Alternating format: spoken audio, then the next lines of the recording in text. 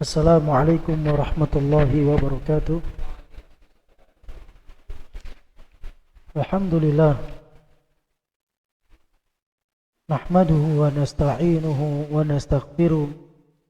Wa na'udzu billahi min shururi anfusina wa min sayyiati a'malina. Man yahdihillah fala mudilla lahu wa man yudlil fala hadiya lahu. Asyhadu an la ilaha illallah wahdahu la syarika lah wa asyhadu anna Muhammadan 'abduhu wa rasuluh. Yaqulu Allah tabaraka wa ta'ala ya ayyuhalladzina amanu taqullaha haqqa tuqatih wa la tamutunna illa wa antum muslimun. Kaum muslimin, kaum muslimat, a'azzani Allah wa iyyakum. Alhamdulillah, segala puji bagi Allah Subhanahu wa ta'ala. Salawat beriringkan salam semoga senantiasa tercurahkan untuk Nabi kita yang mulia, Nabi besar Muhammad sallallahu alaihi wasallam. Baik jemaah sekalian, kajian kita malam hari ini akan menyambung bahasan kita bersama kitab Ad-Da' wa Dawa, sebuah karya yang ditulis oleh Imam Ibnu Qayyim al-Jauziyah rahimahullah ta'ala.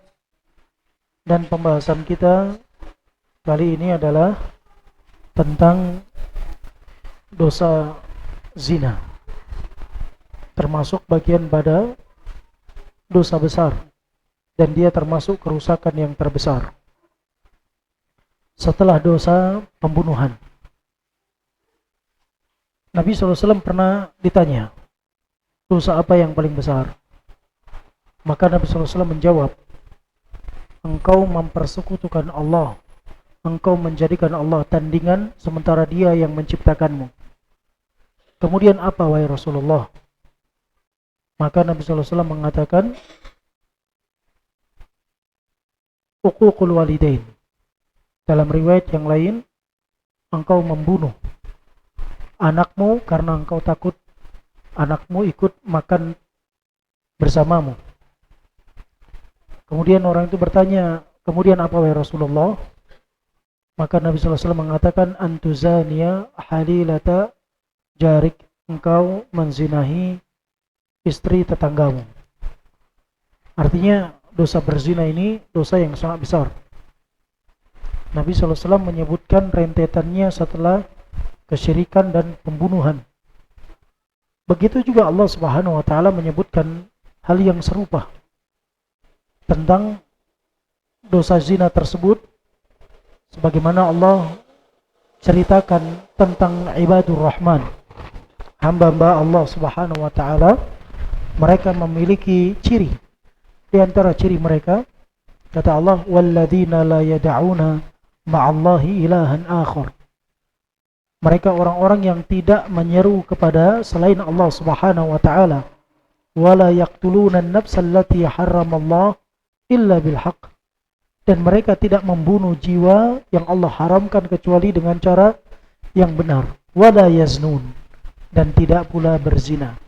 Di ayat ini Allah Subhanahu wa ta'ala merentet dosa-dosa besar itu, yaitu kesyirikan, membunuh, dan perzinahan.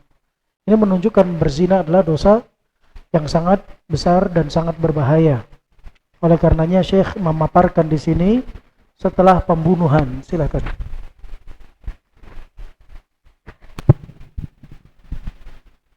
Dari awal. Penulis rahimahullah berkata, zina termasuk kerusakan yang paling besar. Kerusakan zina amat besar, seperti merusak hukum alam dalam menjaga keturunan, kemaluan, dan kehormatan. Cukup. Zina itu merusak hukum alam, kehormatan, kemaluan.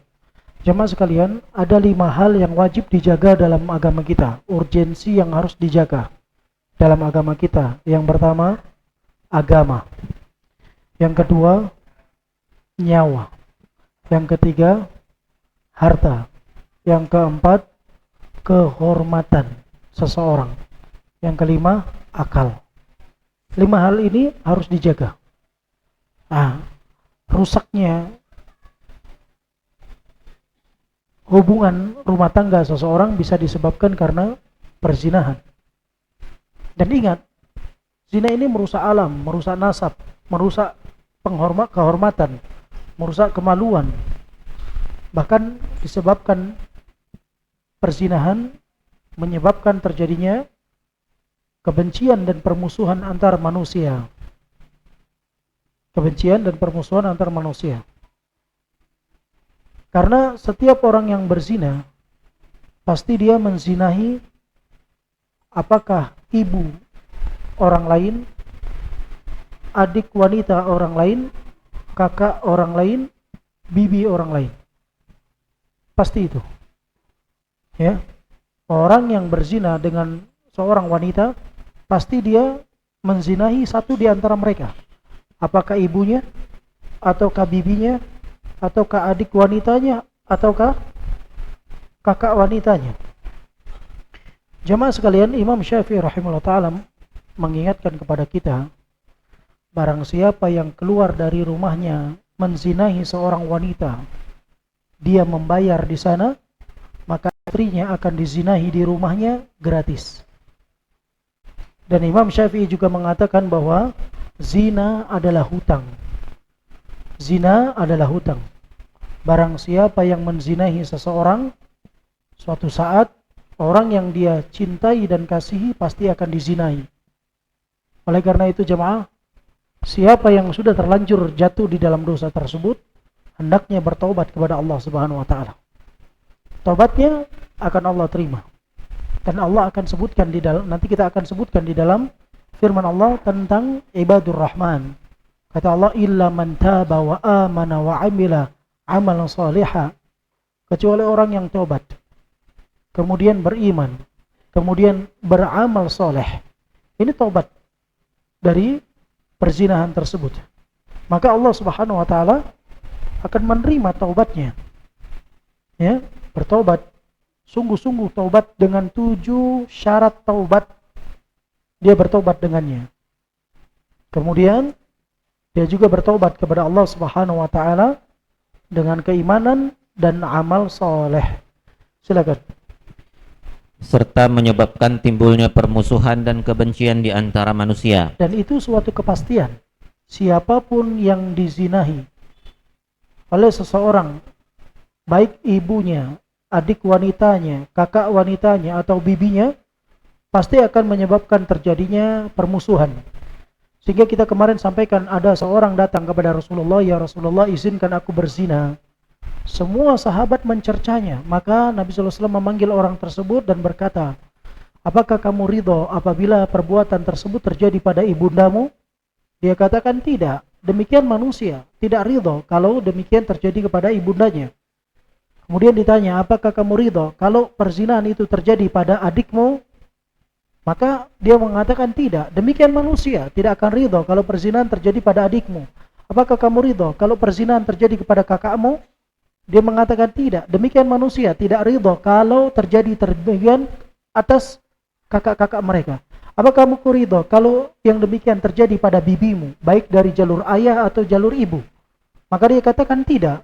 Maka demikian manusia tidak akan ridho apabila bibinya dizinahi. Oleh karena itu, siapa yang berzina pasti dia menzinahi satu dari 4 itu. Adik, kakak, ibu, atau bibi seseorang. Antara itu saja. Maka ada kaitan dengan manusia. Rusak hubungan antar manusia, kemudian terjadi kebencian, terjadi permusuhan. Sayangnya zina tidak bisa diobatin, jemaah. Zina tidak bisa diobatin. Makanya jemaah, di dalam Islam sesuatu yang dipaksa itu tidak ada hukum. Sesuatu yang dipaksa tidak ada hukum. Seseorang dipaksa untuk kafir, kemudian dia mengatakan bahwasanya Tuhan dia selain Allah. Dengan ucapan tersebut, kira-kira kafir nggak dia? Seorang dipaksa untuk mengatakan sapi itu Tuhanku. Kalau tidak dibunuh dia. Kemudian dia mengatakan sapi itu Tuhanku. Kira-kira dia keluar nggak dari agamanya? Tidak keluar apabila hatinya masih mengimani Allah sebagai Tuhannya. Dan itu terjadi kepada Ammar ibn Yasir ketika dia dipaksa oleh Abu Jahal dan kawan-kawan untuk mengatakan bahwasanya Lata dan Uzza beserta berhala-berhala mereka adalah Tuhannya. Maka dia mengucapkan demikian. Kemudian dia datang kepada Rasulullah SAW. Kemudian dia mengatakan, halaktu ya Rasulullah, aku celaka wahai Rasulullah. Kenapa wahai Ammar? Kemudian Ammar berkata, aku melakukan demikian-demikian. Kata Rasulullah SAW, bagaimana keadaan hatimu tatkala engkau mengucapkan kalimat tersebut? Dia mengatakan dalam keadaan iman, Allah turunkan untuk mensucikan Ammar bin Yasir. Dari langit ketujuh Allah katakan, illa man ukriha wa qalbuhu mutma'innun bil iman. Kecuali orang yang dipaksa untuk melakukan kekufuran, sedang hatinya dalam keadaan keimanan. Demikian jemaah. Beda dengan zina. Orang dipaksa berzina, apakah boleh dia berzina? Maka nggak ada pilihan. Orang dipaksa berzina, kalau nggak berzina dia dibunuh. Maka pilihannya cuma dibunuh. Dia nggak boleh berzina. Kenapa? Ketika dia berzina, dia mengambil kehormatan orang. Dan kehormatan itu nggak bisa kembali. Bisa dipahami? Kehormatan itu tidak bisa kembali. Makanya seseorang apabila dipaksa untuk berzina, kemudian dia menzinahi seorang wanita, maka dia itu berdosa. Dia itu berdosa. Kenapa? Karena dia yang pertama tidak bisa mengembalikan hak wanita tersebut atas keperawanannya, kehormatannya. Yang kedua, ini hubungan dengan manusia. Hubungan dengan Allah, dia bisa bertaubat, dimaafkan. Sama manusia, gimana mau mengembalikan keperawanan? Gak bisa. Makanya dalam hal ini gak bisa kata paksa dalam perzinahan. Ini menunjukkan perkara perzinahan perkara yang besar, bukan perkara ringan. Bukan perkara ringan. Sehingga apabila orang dikasih dua pilihan, kamu milih ditembak mati atau kamu berzina? Jawabannya satu, pilih ditembak mati. Kenapa?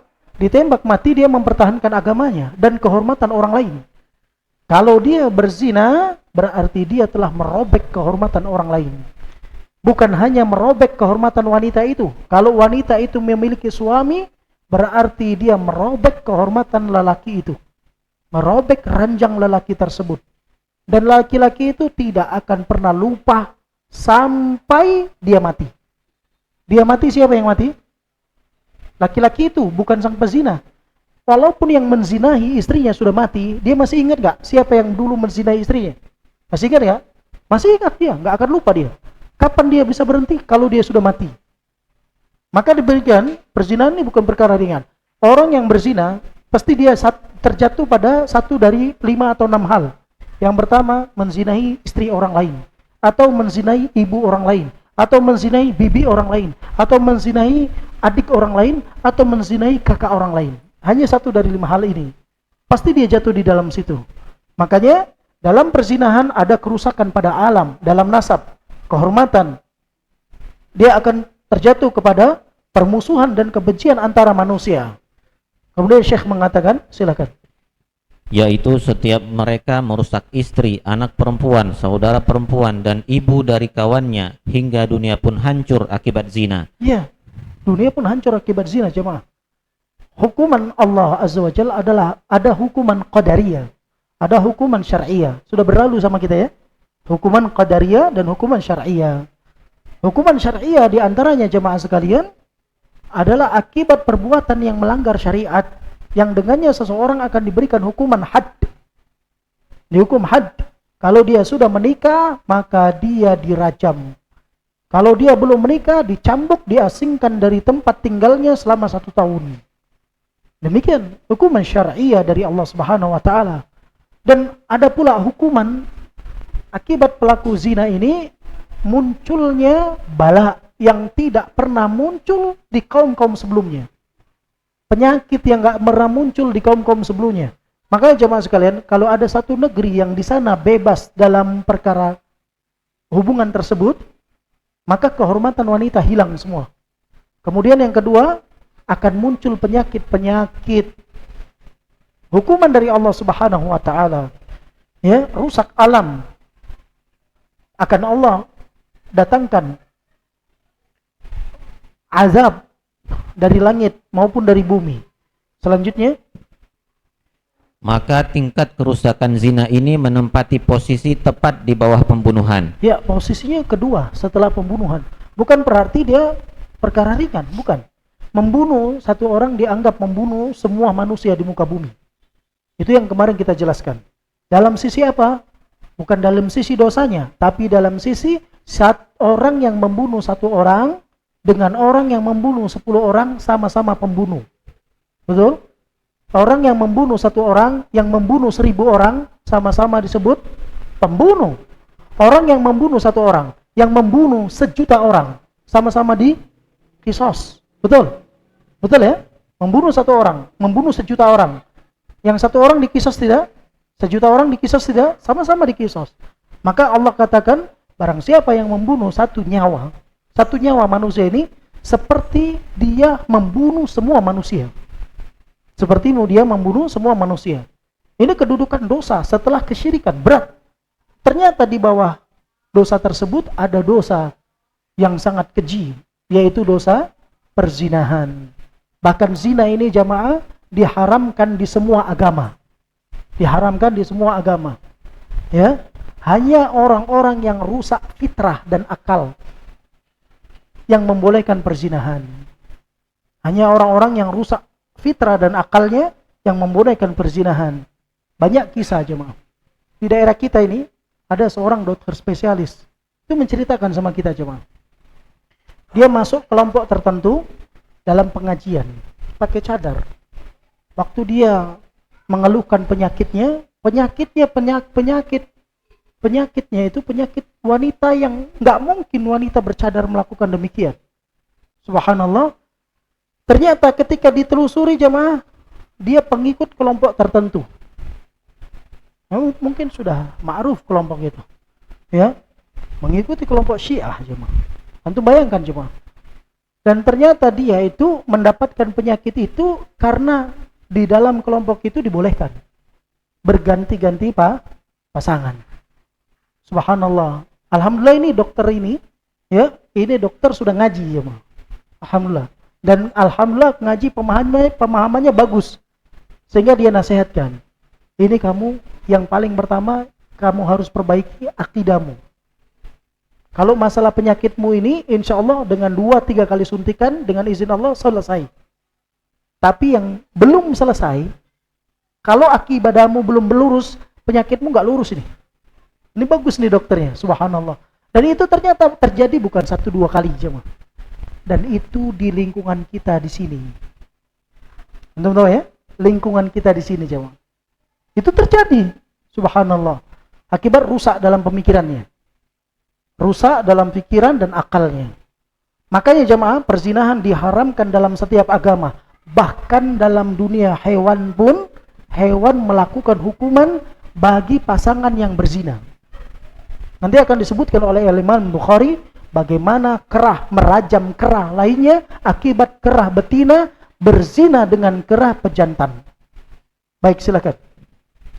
Maka itu Allah menyebutkan zina bersama pembunuhan di dalam kitabnya. Begitu pula Rasulnya dalam sunnahnya. Tadi saya sudah sebutkan, Allah sebutkan rentetan zina dengan pembunuhan. Begitu juga Nabi SAW menyebutkan rentetan zina dengan pembunuhan. Silakan. Imam Ahmad berkata, aku tidak mengetahui dosa yang lebih besar setelah pembunuhan daripada zina. Ya, dosa besar jemaah. Imam Ahmad, kita tahu Imam Ahmad, Imam Ahlu Hadith, Imam Ahli Sunnah wal Jamaah. Beliau mengatakan, aku tidak mengetahui ada dosa yang lebih besar setelah pembunuhan dibandingkan dosa berzina. Dan ingat, zina itu ada tingkatan.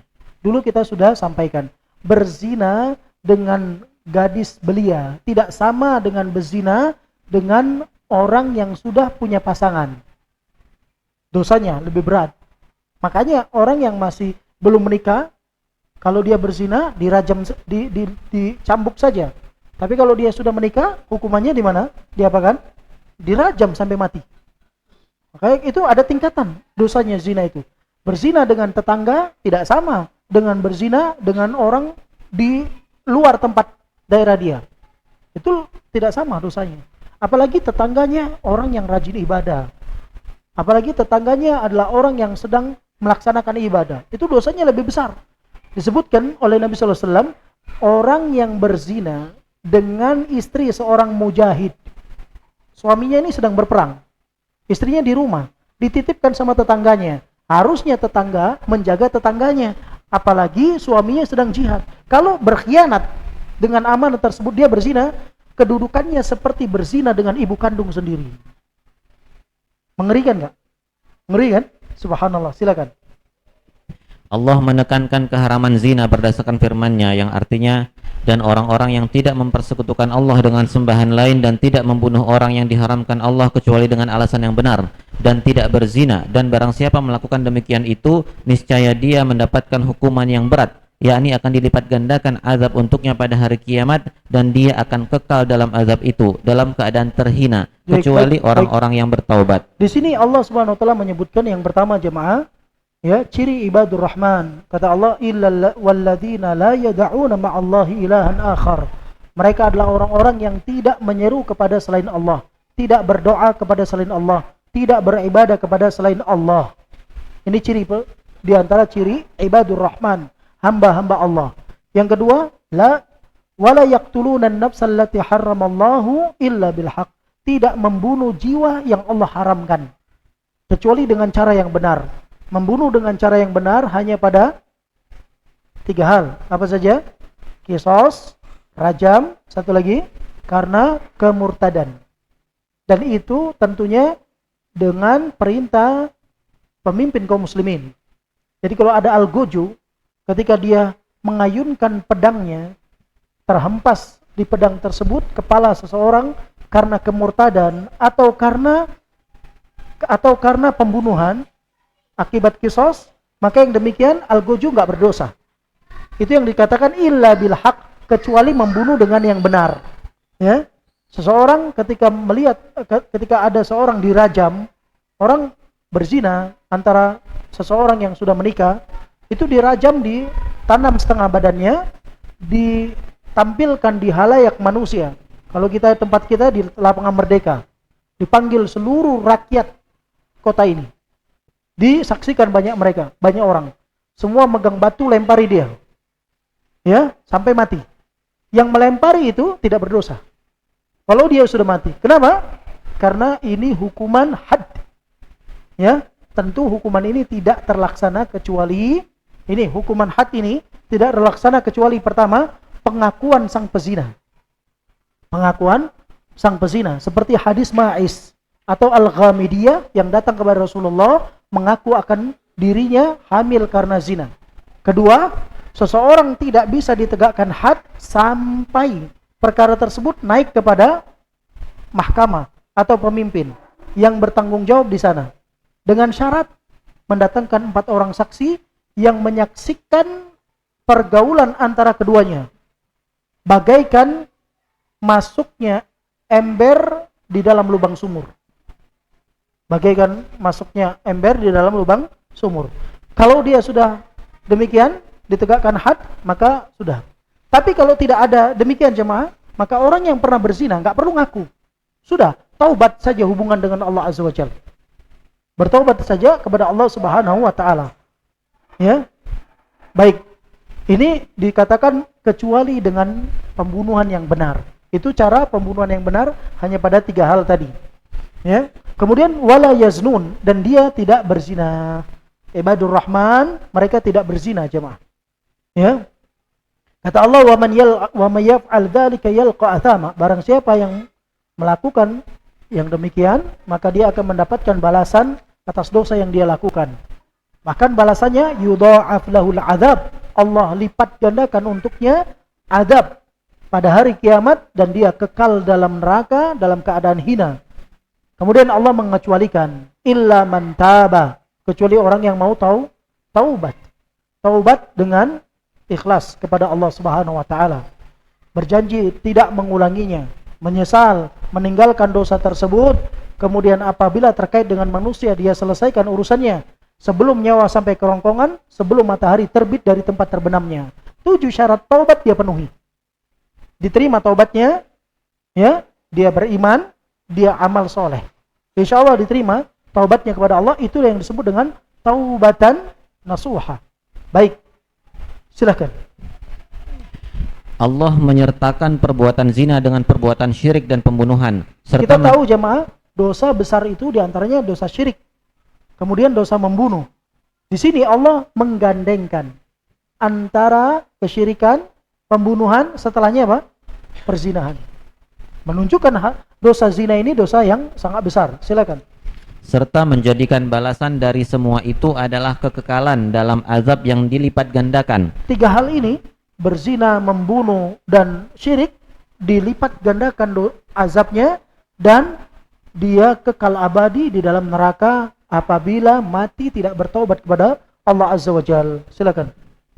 Selama seorang hamba tidak melaksanakan perkara yang menghilangkan hal itu, yaitu taubat, iman dan amal soleh. Menghilangkan hal itu, menghilangkan dari hukuman yang Allah ancamkan kepada mereka. Itu apa itu? Hal itu, hukuman yang Allah ancam, dilipat gandakan azab, kemudian dia kekal di dalam neraka dalam keadaan hina. Baik, selanjutnya. Allah Subhanahu wa taala berfirman, "Dan janganlah kamu mendekati zina. Zina itu sungguh suatu perbuatan keji dan suatu jalan yang buruk." Jamaah sekalian, dikarenakan zina adalah perbuatan yang keji, perbuatan yang buruk, maka Allah Subhanahu wa taala bukan hanya melarang berzina, namun melarang segala sesuatu yang dapat menghantarkan manusia kepada perzinahan. Segala sesuatu yang menghantarkan manusia kepada perzinahan itu dilarang, itu diharamkan. Allah ingatkan kepada kita agar tidak mengikuti langkah-langkah syaitan. Langkah perzinahan diawali dengan lirikan, dengan pandangan, dengan ucapan, dengan langkah kaki sampai jatuh dalam perzinahan. Jadi langkah-langkah itu ditutup oleh Allah Subhanahu wa taala agar tidak terjatuh padanya. Sehingga Allah Subhanahu wa taala ingatkan melalui lisan Nabi-Nya sallallahu alaihi wasallam. Allah Subhanahu wa taala berfirman di dalam surah An-Nur ayat 30. Allah katakan untuk orang-orang yang beriman, "Qul," katakan wahai Muhammad, "lil mu'minina," untuk orang-orang yang beriman, "yaghudduna min absarihim," hendaknya mereka tundukkan pandangan mereka. Untuk apa mereka menundukkan pandangan? Untuk apa mereka diperintah menundukkan pandangan? Agar mereka bisa menjaga kemaluan. Allah katakan, "wa yahfaduna furujahum," dan mereka menjaga kemaluan-kemaluan mereka. Dzalika azka lahum, yang demikian lebih suci bagi mereka. Jadi pandangan ini ibarat jendela. Pandangan adalah jendela. Hati itu bejana. Apabila jendela terbuka, maka dia menyerap informasi, dimasukkan ke dalam hati. Sebetulnya jemaah, yang kita jaga itu pandangannya, bukan hatinya. Karena kalau sudah masuk ke dalam hati, susah dikeluarkan. Bisa dipahamin? Para ulama mengatakan syaitan, wanita itu racun jemaah. Wanita itu racun. Bagaimana dia racun? Ketika kita berjalan melihat wanita secara tak sengaja, kita berjalan nih, pas-pasan. Ya, hanya sekilas kita berjalan melintas dia. Di saat itu kita belum ada respon sesuatu apapun, tapi sudah melihat. Nanti di malam hari sebelum tidur bisa muncul dia di benak kita. Betul? Bisa muncul dia. Racunnya tertinggal di benak kita jemaah. Maka langkah itu dari mana? Pandangan. Kemudian kepada pikiran, benak manusia. Merenung, mengkhayal. Sampai akhirnya baru kepada ucapan. Rayuan, gombal. Ya bisa ucapan itu diganti dengan tulisan. Kalau dulu merayu dengan lisan, kalau sekarang melayu dengan tulisan. Dipuja, disanjung, dipuji, dan lain sebagainya. Wanita itu cukup dipuji, disanjung, kelepek-kelepek. Kayak ikan keluar dari air cuma. Wanita demikian. Dia suka disanjung, suka dipuji. Makanya banyak wanita-wanita menjadi korban pria-pria hidung apa? Kenapa jemaah? Yang penting bisa gombal. Yang penting bisa gombal. Maka ibu-ibu di sini, hati-hati ibu-ibu, jagalah dirimu. Ibu-ibu jangan tampilkan wajahnya di internet. Jangan tinggalkan dosa jariah. Ya, akibat wajah wanita itu, ya, kemudian memandang kepada wanita jemaah bukan hanya pada fisik, bisa jadi pada foto, bisa jadi pada video. Demikian, berapa banyak lelaki terjerumus dalam syahwat akibat foto. Berapa banyak lelaki terjerumus dalam syahwat akibat video. Betul? Betul tidak? Anda tanya laki-laki nih. Yang laki-laki di mana? Di depan kan? Betul nggak ini? Iya, demikian. Oleh karena itu ibu-ibu dijaga dirinya. Maka Allah ingatkan, qul lil mu'minin. Katakan wahai Muhammad kepada lelaki-laki yang beriman, yaghudduna min absarihim, jaga pandangan. Jaga pandangan. Menundukkan bukan berarti dia menundukkan. Kalau menundukkan ternyata pahanya lebih molek, lebih bahaya. Ya, kalau zaman dulu jemaah, wanita-wanita itu yang terbuka bagian wajah. Zaman dulu, bagian bawahnya itu dia tertutup. Zaman dulu, zaman sekarang atas bawah terbuka. Bingung kita. Betul nggak, Payang? Demikian jemaah. Atas bawah terbuka. Maka kita hati-hati. Yang dimaksud yaghudduna min absarihim, ya, bukan menundukkan jemaah, tapi menjaga pandangan. Kalau ditundukkan nggak terjaga, nggak bisa juga. Tapi harus menjaga pandangan. Baik, bukan hanya untuk lelaki, wanita juga. Terkadang wanita terpukau dengan ketampanan sang lelaki. Ustaz, kita enggak, jangan Anda berdusta. Baik para wanita, ada seorang lelaki mau diperkosa sama wanita. Ada enggak? Laki-laki mau diperkosa sama seorang wanita, ada? Ada. Bukan Ustadz yang cerita, Allah yang cerita. Bagaimana Yusuf dijerat oleh wanita, dimasukkan di dalam kamar, ditarik bajunya sampai robek. Siapa yang mau memperkosa di sini? Laki-laki atau wanita? Wanita itu mau memperkosa Yusuf alaihissalam.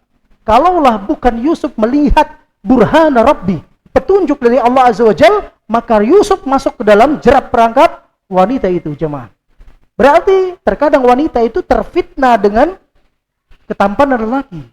Maka Allah juga mengingatkan, Allah lebih tahu isi hati kita, jemaah. Maka Allah Azza wa Jalla ingatkan dari langit ke-7 kepada Nabi SAW untuk menyampaikan kepada wanita-wanita, qul lil mu'minat, katakan wahai Muhammad kepada wanita-wanita yang beriman, yaghdudna min absarihin, jaga pandangan-pandangan mereka wahai para wanita, wa yahfadna furujahun. Untuk apa engkau menjaga pandanganmu wahai wanita? Untuk menjaga kemaluanmu. Jadi ada hubungan, kontak antara mata dan kemaluan. Ada connectednya jemaah. Ada connectednya. Ya, subhanallah. Jadi Allah Subhanahu wa taala Maha tahu akan isi hati hambanya. Wala yubdina zinatahunna illa ma dhahara minha. Wanita-wanita, kamu punya perhiasan, kamu punya anting, kamu punya gelang kaki atau gelang tangan, engkau tidak boleh menampakkannya kecuali kepada orang yang halal pada dirimu. Kalau kepada lelaki yang bukan mahrammu enggak boleh. Maka di akhir ayat Allah Subhanahu wa taala mengatakan wala yadribna bi arjulihin. Kalau dia punya gelang kaki, ya, jangan dia menghentakkan kakinya untuk mengeluarkan suara. Tujuannya agar didengar sama lelaki, enggak boleh. Enggak boleh. Dan itu Allah ancam di dalam Al-Qur'an. Ya. Perintah Allah, kata Allah, wala yadribna bi arjulihinna liyu'lama ma yukhfina fi min zinatihin. Dan janganlah wanita itu menghentakkan kakinya untuk terdengar suara agar diketahui oleh lelaki-lelaki yang bukan mahramnya bahwasanya ada perhiasan di kakinya. Disuruh tutup jemaah, disuruh menutupnya. Ini wanita-wanita, hendaknya Anda menjaga kehormatan Anda. Lelaki itu disuruh jaga pandangan, tapi kalau Anda membuka aurat, gimana mau dijaga? Repot. Kan gitu ya? Susah. Oleh karena itu harus ada kerjasama antara lelaki dan wanita, saling menghormati agar tidak terbuka aurat dan tidak terbuka pintu-pintu fitnah. Karena perkara-perkara berzina ini adalah perkara yang sangat besar, maka Allah Subhanahu wa taala bukan hanya mengharamkan perzinahan, tetapi segala sesuatu yang menghantarkan kepada perzinahan dilarang. Pandangan, ucapan, kata-kata, obrolan, SMS-an, WA, langkah pertemuan dan lain sebagainya itu juga dilarang. Baik, silakan. Allah mengabarkan bahwa perbuatan zina merupakan perkara yang benar-benar buruk, yaitu keburukan yang berakhir dengan keburukan, sehingga kekejiannya benar-benar diakui oleh akal, bahkan sampai di kalangan hewan. Secara akal manusia di atas fitrah, ya, atau akal manusia di atas fitrah, dia membenci perzinahan itu. Karena fitrah manusia itu cinta kebenaran. Itu yang disebutkan oleh Syekh Nasir Sa'di. Akal manusia yuhibbul haq, cinta kebenaran. Ini fitrah mereka. Tetapi fitrah ini rusak, jemaah. Terkadang fitrah itu rusak akibat eksternal dan internal yang terjadi pada diri seseorang. Sehingga jemaah sekalian, ada orang yang berusaha membuat disertasi menghalalkan zina. Coba antum bayangkan, saking rusaknya akal tadi, dia mau melegalkan perzinahan melewati pintu akademis, pintu akademik. Kalau dia langsung terang-terangan ditolak jemaah. Tapi kalau di pintu akademik gimana? Hah? Oh ini disertasi diakui. Pakai dalil, pakai ayat. Subhanallah. Maka dari sini jemaah, kita harus memberikan benteng dari hal tersebut. Apanya? Akidah. Akidah ini keyakinan dalam agama kita. Bahwasanya zina itu diharamkan di setiap agama. Secara akal manusia menolaknya. Secara akal manusia tidak menerima tentang kehalalan perzinahan. Bahkan akal manusia menolak akan perbuatan zina. Bukan hanya akal manusia, sampai hewan pun yang nggak punya akal. Hewan nggak punya akal, tapi insting dia punya. Namun demikian hewan itu pun melakukan hukuman bagi hewan yang berzina. Silakan. Bahkan sampai di kalangan hewan sebagaimana disebutkan oleh Al-Bukhari dalam sahihnya. Hadisnya sahih, diriwayatkan oleh Imam Al-Bukhari. Imam Al-Bukhari nomor hadis 3849. Apa kata Imam Bukhari dari Amr bin Maimun Al-Audawi? Beliau mengatakan, pada zaman jahiliyah aku melihat seekor kera jantan berzina dengan kera betina. Kemudian kera-kera lain pun mengerumuni keduanya dan merajam mereka sampai mati. Ya, di zaman jahiliyah itu dilihat ada kera jantan berzina dengan kera betina. Dikisahkan dalam kisah tersebut, kera itu kan suka berkumpul, ya kan? Kemudian di saat kera-kera yang lain sedang tertidur, maka ada kera betina yang tidak tidur. Tiba-tiba ada kera pejantan datang, kemudian menggodanya. Tatkala kera jantan itu berhasil menggoda kera betina tersebut, maka mereka mengambil posisi kemudian berzina. Waktu berzina itu terdengar suara, maka kera pejantan yang menjadi pasangan kera betina tersebut bangun melihat pasangannya sedang berzina. Maka di situ dia berteriak, kemudian semua mengumpul membentuk lingkaran, kemudian mengambil batu dan melempari kera tersebut sampai mati. Kera pejantan dan kera betina dirajam oleh kera yang lainnya karena perzinahan. Coba yang bayangkan ya, ini kera jemaah. Berarti orang yang berzina lebih parah daripada kera. Na'udzubillah. Baik, insyaallah akan kita lanjutkan ba'da adzan al-isya. Barakallahu fikum. Baik teman-teman, insyaallah kita lanjutkan. Bismillah, wassalatu wassalamu ala rasulillah. Amma ba'd, silakan. Penulis rahimahullah berkata, selanjutnya Allah mengabarkan tentang akibat buruk dari zina, bahwasannya zina merupakan seburuk-buruk jalan karena ia merupakan jalan kebinasaan, kehancuran dan kefakiran di dunia, sekaligus merupakan jalan azab, kehinaan dan siksaan di akhirat. Bandingkan dengan perbuatan menikahi istri dari ayah, yang karena buruknya perbuatan tersebut Allah mengkhususkannya dengan tambahan celaan sebagaimana firman-Nya yang artinya sungguh perbuatan itu sangat keji dan dibenci oleh Allah dan seburuk-buruk jalan yang ditempuh. Baik. Gimana tadi? Kemudian Allah mengabarkan tentang akibat buruk dari zina. Iya. Sesungguhnya zina itu bahwasannya zina merupakan seburuk-buruk jalan karena ia merupakan jalan kebinasaan, kehancuran. Zina merupakan jalan kebinasaan, kehancuran dan kefakiran di dunia. Bukan kefakiran ya, kerendahan, kehinaan, kenistaan. Iftiqar artinya merasa rendah, hina, bukan fakir. Iftiqar artinya rendah atau hina, nista. Ya, fa innahu sabilu halakatin wa bawarin wa iftiqarin fid dunya. Sesungguhnya perbuatan zina merupakan jalan kehancuran, kebinasaan, kehinaan. Kehancuran, kebinasaan, kehinaan di dunia. Kehancuran, kebinasaan, kehinaan di dunia. Wasabilu adzabin, dan jalan menuju azab, wa khizin, dan ketercelaan, wa nakalin, dan siksaan fil akhirah, di negeri akhirat. Jadi zina itu selain dia mendapatkan hukuman dunia, dia juga mendapatkan hukuman akhirat. Coba antum perhatikan. Ada seorang yang tampan, kaya, punya kehormatan, punya pangkat jabatan, tapi dia berzina. Hancur nggak reputasi dia? Hancur semua. Orang tahu dia berzina, hancur semua. Demikian juga wanita, cantik, cerdas, punya titel, ya kan? Orang kaya, tapi orang tahu dia berzina. Apa yang terjadi pada wanita itu? Hina dia di hadapan lelaki-lelaki yang lain.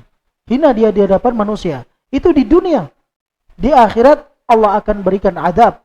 Dan azab itu yang Allah jelaskan tadi, yudha'af lahul azab wa yakhlud minhu muhana. Dia dilipat gandakan azabnya dan dimasukkan ke dalam neraka jahanam. Maka orang yang melakukan perzinahan berarti dia sedang menempuh jalan kehancuran di dunia, jalan kebinasaan di akhirat. Kemudian juga Syekh di sini mengatakan, walamma kana nikahu azwajil aba. Jemaah sekalian, kalau kita punya orang tua dan orang tua kita itu menikah dengan seorang wanita, bisa jadi menikah, apakah dia menikah dua ataukah ibu kita meninggal dan dia menyambung pernikahan dengan wanita lain. Demikian ya. Kita itu nggak boleh menikahi istri orang tua kita. Kita nggak boleh menikahi istri orang tua kita. Padahal lewat jalan pernikahan. Seorang wanita itu nggak halal kalau nggak dinikahi. Kan gitu ya. Lewat jalur pernikahan saja itu nggak boleh jemaah. Kalau dia menikahi istri ayahnya. Bagaimana kalau berzina? Bagaimana kalau berzina? Maka di sini Syekh mengatakan, coba bandingkan menikah dengan istri seorang, menikah dengan istri ayah, menikahi istri ayah, min aqbahi khassahu bimazidi dhammihin. Kata beliau, menikahi seorang istri ayah merupakan keburukan yang sangat buruk, bahkan Allah menambah ketercelaannya. Sehingga Allah katakan, innahu kana fahisha. Perbuatan tersebut adalah perbuatan keji, wa maqtan, dan menimbulkan kebencian Allah Azza wa Jal, wa sa'a sabila, dan jalan yang sangat buruk. Ini ada tambahan, tambah maqt, tambah kebencian dari Allah Subhanahu wa taala. Selanjutnya Allah mengaitkan keberuntungan seorang hamba dengan memelihara kemaluannya dari zina. Sebaliknya jemaah sekalian, sebaliknya, kalau orang tidak melihara kemaluannya, artinya dia melakukan perzinahan, maka dia hina, maka dia dina, maka dia tercela, maka sebaliknya. Ya, ini hukum keterbalikannya. Orang yang menjaga kemaluannya, menjaga kehormatannya, maka dia akan mulia. Maka dia akan mulia. Maka dia akan beruntung. Kapan? Kalau dia tidak berzina. Artinya, dia menjaga kemaluannya. Menjaga kemaluan dalam dua hal. Yang pertama, menjaga kemaluan dari pandangan manusia. Yang kedua, menjaga kemaluan dari terjatuhnya dalam perbuatan zina. Dari terjatuhnya dalam perbuatan zina. Walaupun macam bentuknya. Apakah zina dengan wanita ataukah dengan na'udzubillah dengan pria atau dengan hewan dan lain sebagainya. Karena ada yang terjadi demikian. Maka yang demikian jemaah sekalian, kata beliau, wa'allaqa subhanahu falahal abdi. Allah Subhanahu wa taala menterkaitkan keberuntungan seorang hamba ala hifdzi farjihi minhu, bagi hamba yang menjaga kemaluannya dari perzinahan. Fala sabila lahu ilal falahi biduni. Nggak ada jalan untuk mendapatkan keberuntungan bagi seseorang kecuali dia menjaga kemaluannya. Silakan. Allah berfirman yang artinya sungguh beruntung orang-orang yang beriman, yaitu orang yang khusyuk dalam salatnya dan orang yang menjauhkan diri dari perbuatan dan perkataan yang tidak berguna, dan orang yang menunaikan zakat, dan orang yang memelihara kemaluannya kecuali terhadap istri-istri mereka atau hamba sahaya yang mereka miliki. Ya, kata beliau, Allah Subhanahu wa taala berfirman, sungguh beruntung orang yang beriman. Bagaimana ciri orang yang beriman itu? Kalau mereka salat, khusyuk salat. Ini beruntung mereka. Orang yang beriman, kalau salat khusyuk salatnya, kalau dalam perkara yang tidak bermanfaat, dia berpaling darinya. Yang tidak bermanfaat, dia berpaling darinya. Kemudian dia menunaikan zakatnya. Kalau dia memiliki harta yang sudah sampai nisab dan haul, dia keluarkan zakatnya. Kemudian walladzina hum li furujihim hafidun. Ini saksi bahasan kita. Dan mereka orang-orang yang menjaga kemaluannya. Menjaga kemaluan dari menampakkan kemaluannya kepada orang lain yang bukan orang yang halal baginya, atau menjaga kemaluan dari perbuatan zina. Dari perbuatan zina. Termasuk yang dapat mengantarkan kepada perzinahan adalah kepada onani dan lain sebagainya. Maka termasuk di situ, masuk ke dalam ayat ini. Masuk ke dalam ayat ini. Baik, kemudian kata beliau, Allah berfirman, illa ala azwajihim, kecuali kepada wanita yang menjadi istri mereka. Au ma malakat aimanuhum, atau wanita yang menjadi sahaya mereka. Wanita sahaya itu tidak didapat kecuali di medan perang. Di medan perang atau dibeli.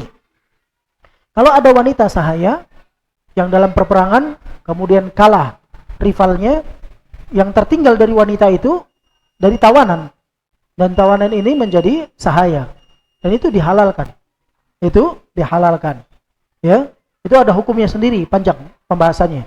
Tapi intinya yang dihalalkan adalah istri dan wanita sahayanya. Kata Allah Subhanahu wa taala, illa ma malakat aimanuhum. Ala azwajihim aw ma malakat aimanuhum. Bagi istri-istri mereka atau bagi hamba sahaya mereka. Fa innahum ghairu malumin.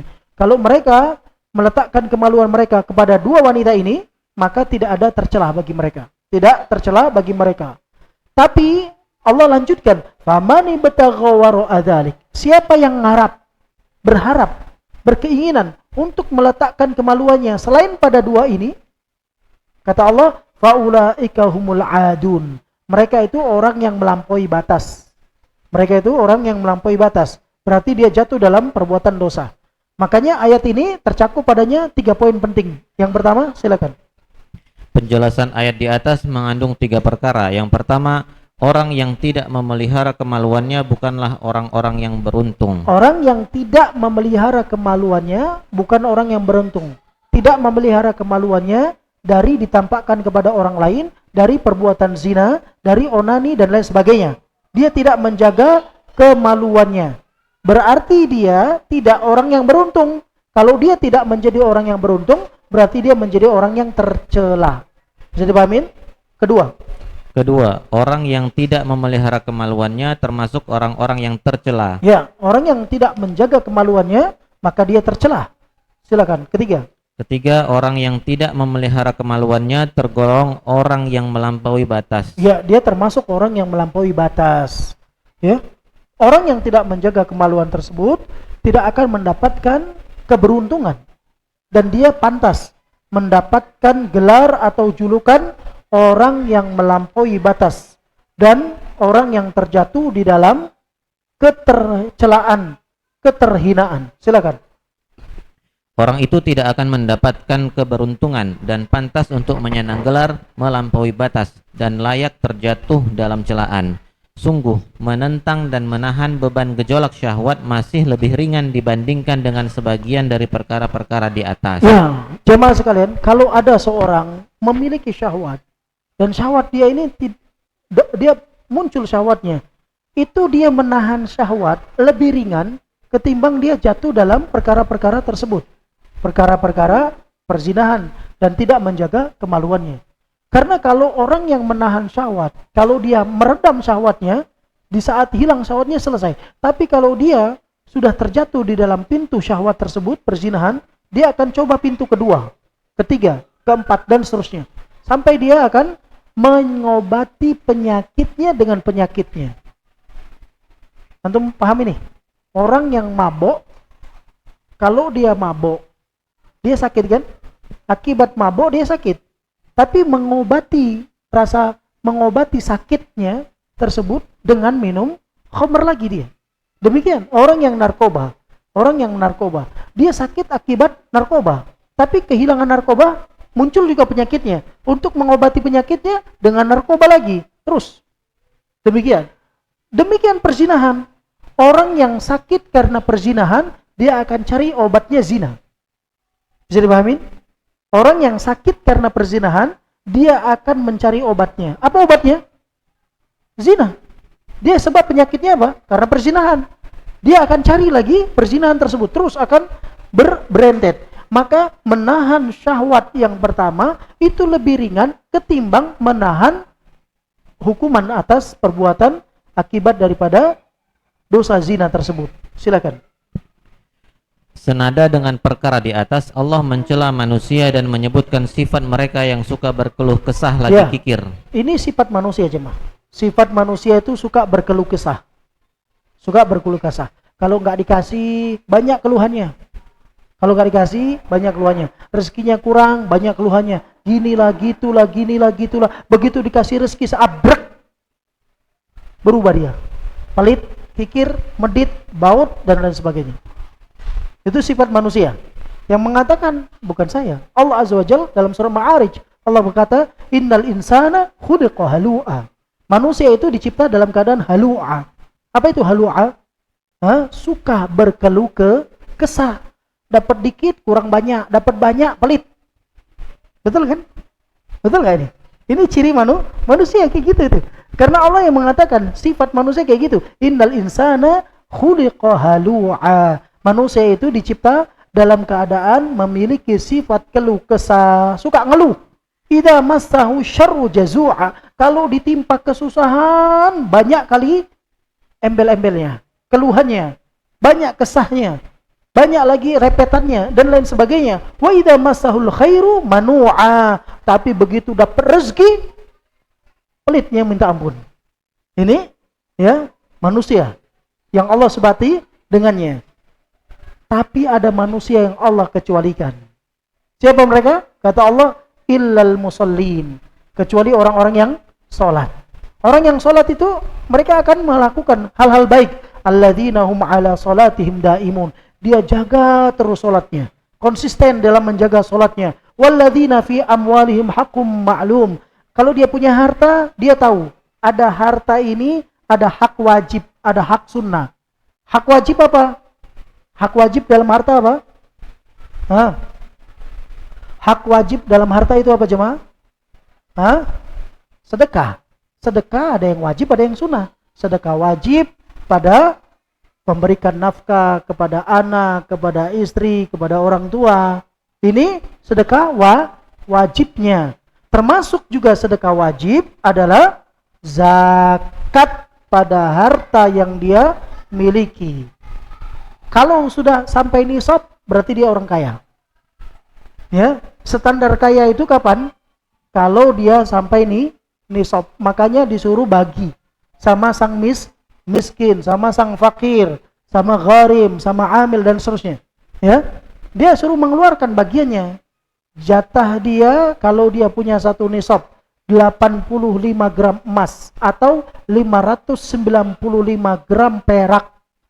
Setara mungkin sekarang sekitar 115 juta. Kurang lebih 115 juta saat ini. Di tahun 1445 Hijriah, bulan Rajab, dia punya harta 120 juta. Sampai di tahun 1446 Hijriah, kemudian hartanya naik menjadi 200 juta. Maka wajib dikeluarkan darinya 2,5%. Kalau tidak dikeluarkan darinya 2,5%, harta itu akan Allah rubah menjadi lempengan besi. Kemudian Allah bakar di dalam neraka, besi tersebut sampai merah. Kemudian diletakkan di wajahnya, di punggungnya, dan di dadanya. Dengan itu dia disiksa. Sampai hari kiamat, yang satu hari hitungannya 50.000 tahun.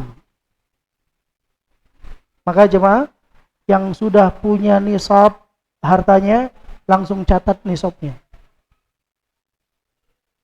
Tanggal nisabnya langsung dicatat. Ya, yang sudah sampai nisab, tanggal nisabnya langsung dicatat. Ustaz, biar pasti Ustaz, berapa nisab itu Ustaz? Antum datang ke toko emas besok. Antum tanya, berapa 1 gram? Kalau kata beliau 1 gram 1,5 juta, kalikan 85. Dapatnya segitu. Antum punya harta lebih dari itu atau harta segitu, sejak itu antum sudah sampai nisab. Tunggu 1 tahun ke depan, harta itu masih berada di posisi yang sama atau naik harta itu di posisi yang lebih, maka dikeluarkan sedekah wajibnya. Sedekah wajib namanya zakat. Ini ciri orang yang beriman yang Allah kecualikan. Yang Allah kecualikan. Walladzina fi amwalihim haqqum ma'lum. Dan mereka, orang-orang yang terhadap harta mereka mengetahui hak bagian yang tertentu, ya. Lisa'il wal mahrum, untuk orang miskin dan orang-orang yang tidak meminta, ya. Jemaah, kalau yang minta-minta dikasih enggak? Enggak dikasih. Ya, pendapat yang rajih yang paling kuat, minta-minta enggak boleh. Minta-minta enggak boleh. La yazalu insan, senantiasa seseorang meminta-minta dengan orang lain di dunia, sampai nanti di hari kiamat dia akan mencakar wajahnya sampai tidak ada daging, tinggal tulang. Maka kita nggak boleh bantu dia untuk minta-minta. Tapi seharusnya yang kaya datang kepada miskin. Kamu butuh apa? Oh ini, kamu saya kasih. Bisa dipahamin? Bisa dipahamin? Kalau kita ada orang yang minta, antum nggak boleh kasih, tapi antum nggak boleh celah. Kata Allah, gimana? Wasa'ila fala tanhar. Adapun orang yang meminta, kamu jangan celah dia. Jangan celah dia. Kalau nggak mau ngasih, nggak usah dicela. Bagaimana caranya Ustaz? Cari yang miskin, datangi ke rumahnya, kasih. Itu caranya.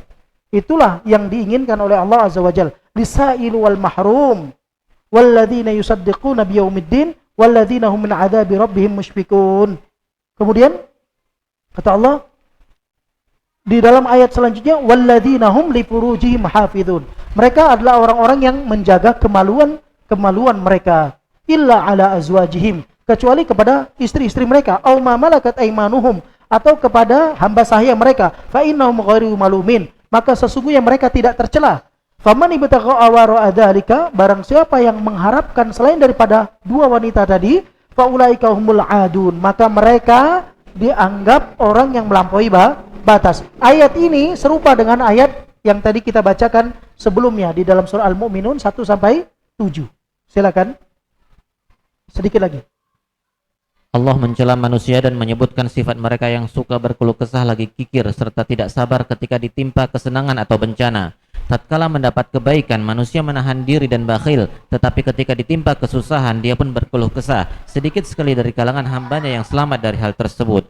Allah Subhanahu wa taala berfirman, dan orang-orang yang memelihara kemaluannya kecuali terhadap istri-istri mereka atau hamba sahaya yang mereka miliki, maka sesungguhnya mereka tidak tercela. Maka barang siapa mencari di luar itu seperti zina, homoseks dan lesbian, mereka itulah orang-orang yang melampaui batas.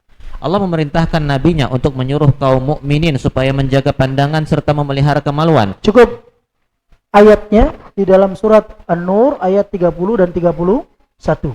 Silakan. Wa an yu'lama, kemudian memberitahukan bahwasannya dia benar-benar menyaksikan dan melihat perbuatan mereka sebagaimana firman-Nya. Selain itu, ayatnya tadi ayat surah An-Nur ayat 30 dan 31. Kemudian Nabi SAW juga mengabarkan kepada manusia bahwasanya Allah melihat akan perbuatan mereka. Disebutkan baru dalilnya sama Syekh di sini surat Ghafir ayat 19. Apa kata Allah? Silakan. Dia mengetahui pandangan mata yang khianat dan apa yang tersembunyi dalam dada. Iya, karena biasanya perzinahan tuh diawali langkah dengan apa? Pandangan mata. Kadang-kadang mata ini berkhianat. Saya sering berikan contoh ya, mata berkhianat. Mata itu kadang-kadang orang nggak tahu sedang apa dia, tapi ternyata mata itu melihat kepada yang diharamkan. Itu yang disebut oleh Imam Tabari bahwasanya pandangan mata yang berkhianat. Pandangan mata berkhianat melihat sesuatu yang diharamkan, ya, melihat sesuatu yang haramkan.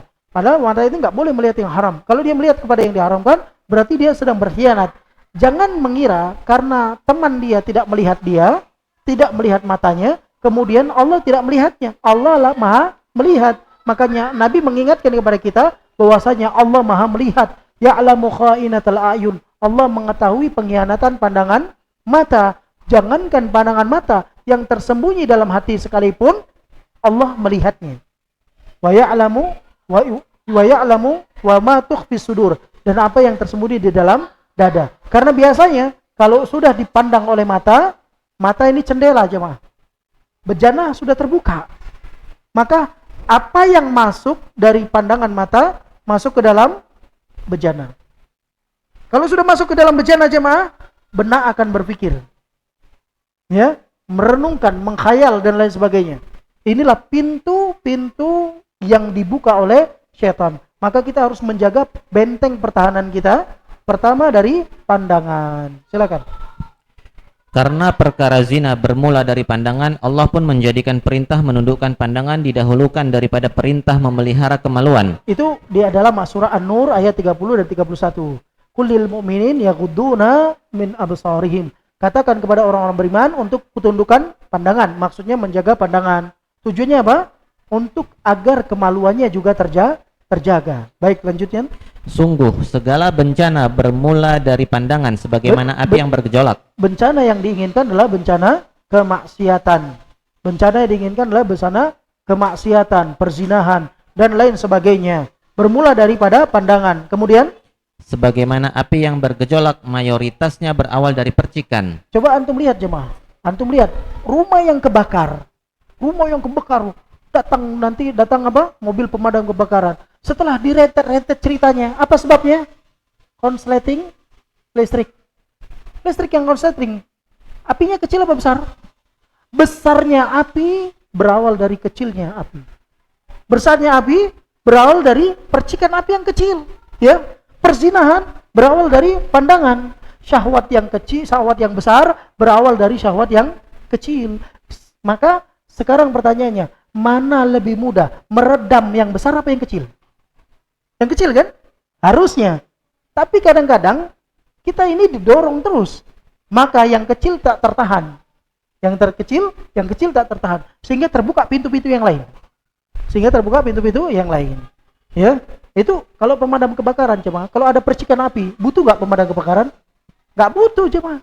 Tapi begitu api sudah besar, nggak bisa lagi dia padamkan. Baru dia panggil pemadam kebakaran untuk mematikan api yang besar itu. Demikianlah perzinahan. Awalnya dengan pandangan. Silakan. Semua berawal dari pandangan, kemudian menjadi pikiran, lalu menjadi langkah, lantas menjadi dosa. Langkah ini nggak harus kaki jemaah. Bisa dia pasang strategi untuk pertemuan ini dan itu macam-macam. Kemudian jatuhlah kepada kenistaan. Apa nistaannya?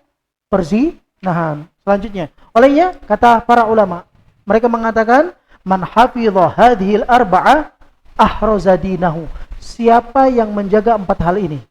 Pandangan, kemudian pikiran, kemudian ucapan, kemudian langkah. Atau langkah. Pandangan, pikiran, ucapan, langkah. Maka berarti dia telah menjaga agamanya. Menjaga 4 hal ini berarti dia menjaga agamanya.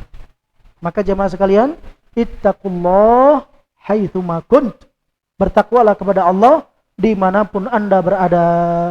Walaupun tidak ada orang yang melihat Anda, Allah Azza wa Jal senantiasa melihat kita semua. Billahi taufik wa sallallahu ala Muhammad wa ala alihi wa sahbihi wasallam.